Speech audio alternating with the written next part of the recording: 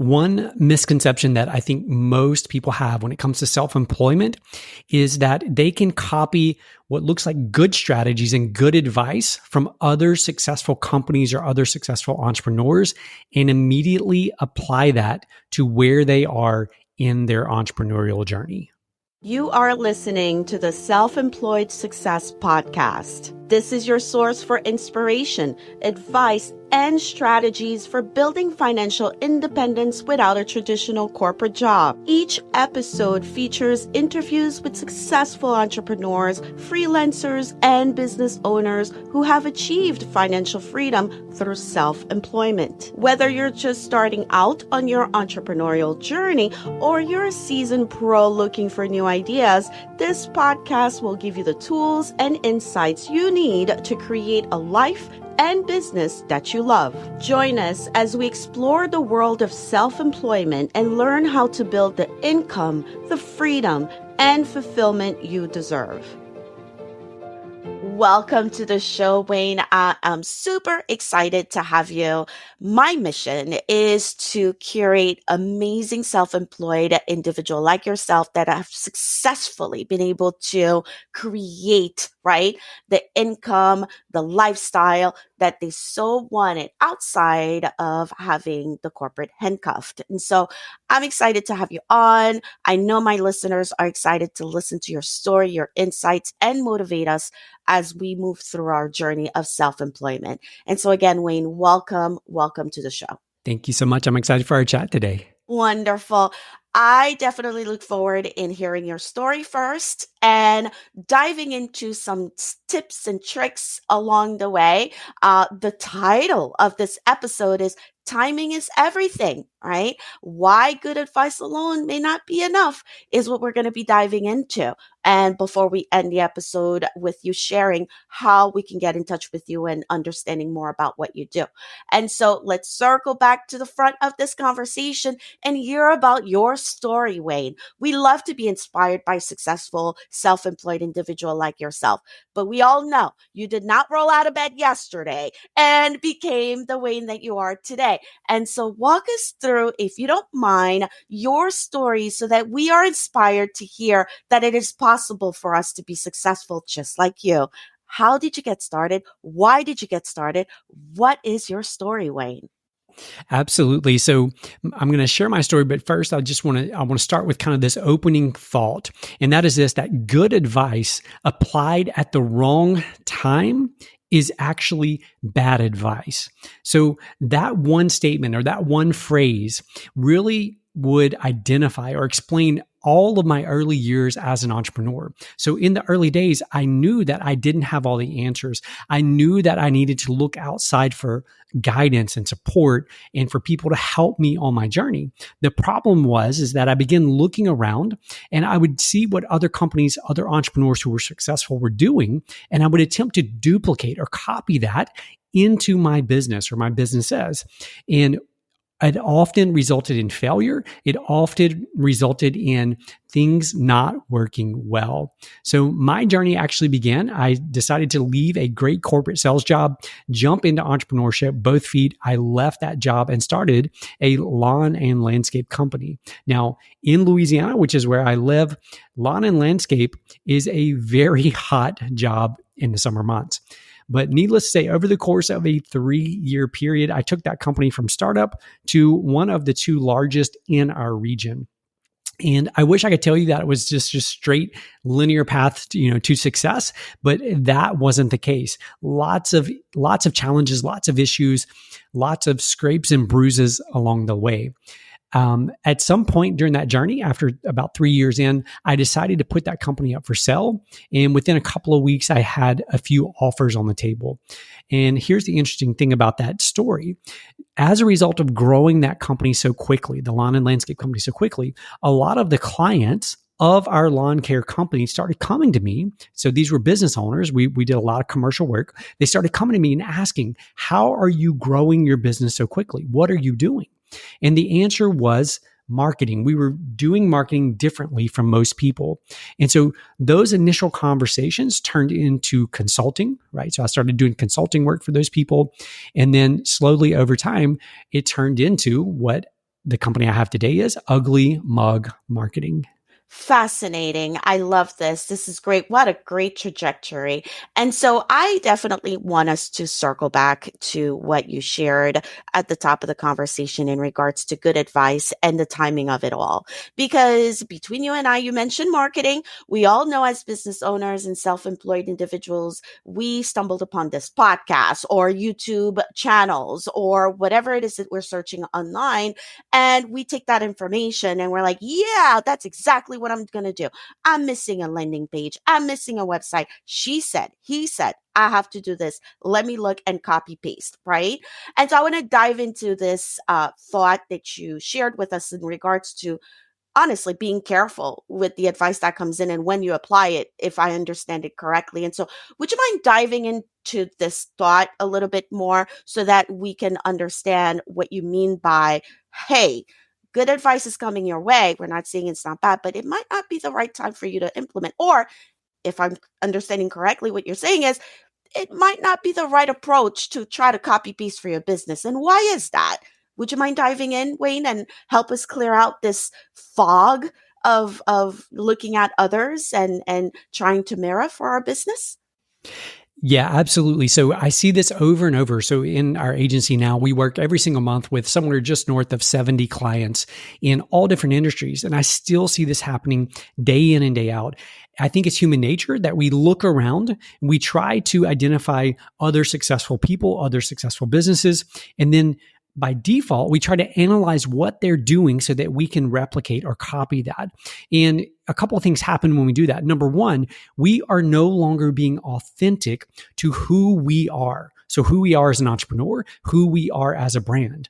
And it's impossible to be authentic when you're copying other people. The second problem that I see is it doesn't take into account the client that you serve and the problems that you specifically solve for those people. So although you may have a competitor that is quote unquote in your space, they may solve slightly different problems. They may work with slightly different people. So we always need to be careful as entrepreneurs. When we look around, we have to be careful about copying just because we see somebody else doing it and just because it looks like they are successful. Over the years, I've discovered that there are actually 5 stages that all businesses, all organizations go through as they grow, as they scale. And what I see is that, we will often pull an idea or a strategy from someone who is several stages ahead of where we are. And then we attempt to make that work based on the stage that we're in. And it doesn't work well. It never typically ends well for us when we do that. So when we're taking strategies or when we're trying to copy, we need to make sure that one, we're copying within or from people within the same stage of business that we find ourselves in. So important. I absolutely agree. That authenticity and making sure that you stay very, very close, true to your goals as a business when it comes to the marketing. Because when you see somebody else, they may be at stage 20 to your point, and you are just starting out. You're at stage 0. But guess what? They are at 20, but they were at 0 at some point. Hence why you are making the point, Wayne, which I love, to ensure that you identify, yeah, they're doing that, but where am I in my business? Hence why I love to say this quote. I found it on Google, actually. I can't remember if it was from somebody. I always say this, Wayne, scale with precision, right? And also, we're talking about branding here and saying authentic. And so let's dive into the answer of that. What's the answer, right? Being careful, yeah, not copying, and 2, staying true to yourself, right? So what are some of the suggestions that you have for us to ensure? I mentioned, staying close to our goals and looking at our goals as much as possible to ensure that we stay on track, right? What other advice do you have for us to ensure that we do not fall in love with the shiny objects just because everybody's on TikTok pointing at words and we don't like to dance or we don't dance does not mean that we have to force ourselves to do it because everybody else is doing it, right? So what are some of your strategies, or whether they're mindset or actual tactics that you can suggest us to do so we don't fall into this shiny object syndrome situation and we think that if it works for her, it's going to work for me.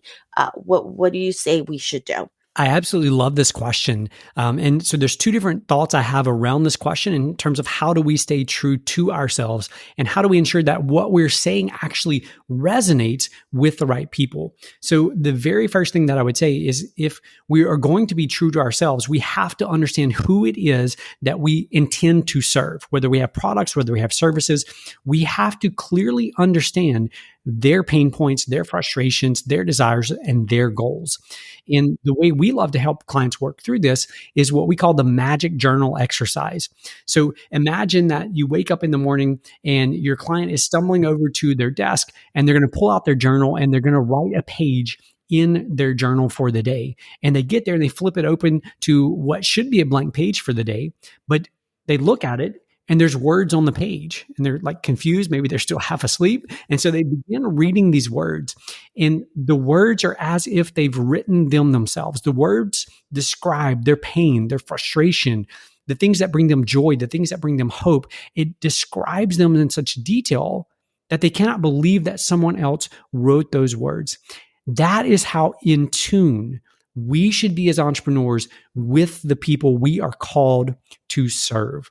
So that is where I would say we have to begin this if we're going to be authentic with our messaging and authentic with who we are as a brand.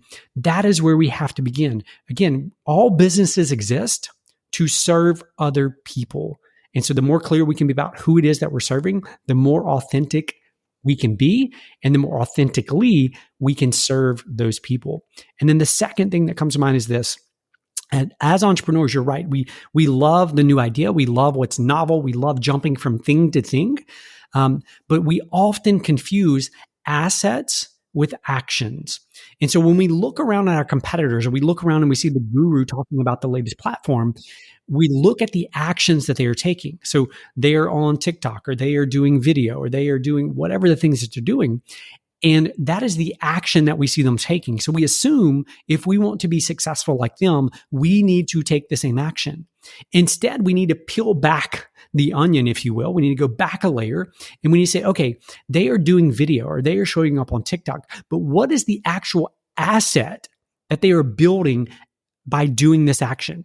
So the asset may be a loyal following. The asset may be, email subscribers, whatever that asset is. We need to then ask ourselves, if I wanted to build a similar asset, what are my strengths? What are my abilities? What are my skills that I can utilize to build a similar asset?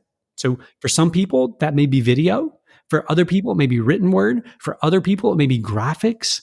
Right? So we want to be sure that we're not just copying actions and instead we're actually building the same assets.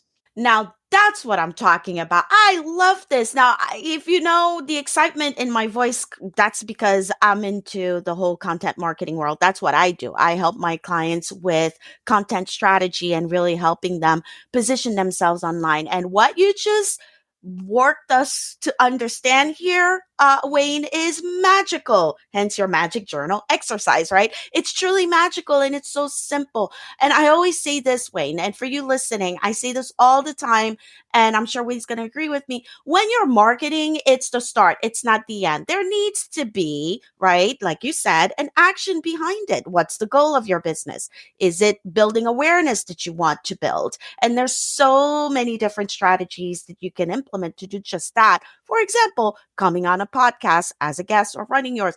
I mean, the list is endless, right? As far as the different assets that are out there to enable you to take action to what you want as a goal in your business to achieve. Fabulous. Love it. Thank you so much, Wayne, for walking us through all of this together just now. I'm truly fascinated by all of this. And so you mentioned the magic journal exercise. Is this something that's available for us to grab, or is how do we get our hands on this, or how do we implement it? Because I truly think it's absolutely powerful. Sure. So there's no place to actually get the exercise. I mean, it's exactly what I just described. So many of your listeners have probably heard about creating customer avatars, right? Which we understand the interest and the desires, and we talk about kind of the demographics and where they live, and Are they married? Are they single? All these things. The problem I see with creating customer avatars. Now, I believe you should have one. I believe you should create one. But what I run into when we work with clients on creating that is it comes from our analytical part of our brain, right? It comes from the part where we're just trying to identify the characteristics of this person. And what's missing by only creating a customer avatar is the emotional side. How do they feel? What is happening in their lives? And again, obviously what we're looking for is we're looking for ways that our products or our services can overlap or interact with what is actually taking place in their lives from an emotional perspective. We've all heard the saying before, people buy with emotion and then justify with logic. And so if you think about the difference between creating a customer avatar versus kind of this magic journal exercise, the difference between those two is the avatar is all about the logical side. It's all about ensuring we're showing up in the right places. The journal exercise is about showing up and connecting on an emotional level. I love this. I truly do, because I have a method, Wayne, that I use because I'm bilingual. I speak French. English is my second language. And I had a very, very hard time communicating copywriting wise, right? Forget about the AIs now today. That's another episode that we'll have to do. But I had a very, very challenging time to express other than graphics and videos with my marketing online. And I developed a framework called Terra, where I am able to build that emotional connection, right? That you're talking about, because I have come to realize that very, very true. People buy, and I know I've invested as a result of that right there, emotional, and then the logical came. And so very, very powerful what you just shared. And the second thing that I want to also put into context based on what you just shared before we end this conversation today is, this whole avatar target audience. I remember struggling in the beginning, having to identify who my avatar was. And I was able to achieve this exercise of finding who I was going to serve. And I'm sharing this for you listening, if you're at that stage where you're just starting out or you're just trying to clarify again who it is that you serve. Maybe that'll help you. What helped me was actually, looking at an actual customer, like an actual client that I had, and by name, right? And because you had that relationship, or it could be someone that's not even your client yet. It could be a friend that fits that realm of what it is that you want to offer. And I feel like once again, that personalization process, once you put their name on paper, you say, I'm serving Sabrina. I'm just making this up. And Sabrina, you'll be able to dive into Sabrina's pain points, Sabrina's emotional state, Sabrina's desire, a little bit easier than having to try to imagine that person. I know it's kind of odd what I'm sharing, but it worked for me. Once I put a real face into this exercise of building my avatar. But so powerful to know your target audience. Otherwise, it's going to be very hard to market, right? There are people that want Chick-fil-A and there are people that want KFC. It's about chicken and fast food, but they both companies are positioning themselves to attract the people that they believe they want to serve. And so this is great. I love this. And obviously you are a expert in this marketing field, and I cannot wait for the listeners to visit the show notes of this episode to find out more about what you offer, Wayne, and your agency and whatnot. But before we end, would you mind walking us through what it is that you offer so we know, and we check out the show notes once you tell us? Absolutely. So we are what I would call a results-based marketing agency. And what that simply means is that we have one goal and one goal only, and that is to get results for our clients. Most of our clients are for-profit, which means they're after money. They want more money in the bank account. And so we have this belief that give us a couple of months, give us 2 months. And if you aren't confident that we are heading in the right direction, then we don't want to keep working with you, right? So that is the way we position our company. That is who we are. People can learn more on our website and that's just uglymugmarketing.com. If they're interested in just learning more about our approach to marketing and how we actually implement what I'm talking about today, you can check out my book, which is Full Circle Marketing, and it's available anywhere books are sold. Wonderful. And we'll make sure to have all of this in the show notes. So for you listening, definitely check out the show notes. I love your promise. It's truly, truly inspiring in your story and what you do. And thank you. Thank you again for hanging out with us today, Wayne. Thank you so much. I've enjoyed our chat today. And there you have it, another episode of the Self-Employed Success Podcast. I know you fell in love with Wayne. Don't lie. You're going to check the show notes and you are going to connect with Wayne on social and check out his website and find out more about how he can help you in your journey of your self-employment journey that you are investing your time and energy every single day. I'm so appreciative that you've taken the time to listen to another episode. And if you are new here, I hope that you'll subscribe, tell a friend, leave us a review. I'm excited to show up here and support you in your journey. Remember, you could do this. Scale with precision, stay focused, create money-making activities, and just like Wayne said in this episode, don't confuse assets versus action. Rewind this episode if you need to. Very good insights were given by Wayne. I truly appreciate you listening. Thank you so much. I'll see you in the next episode.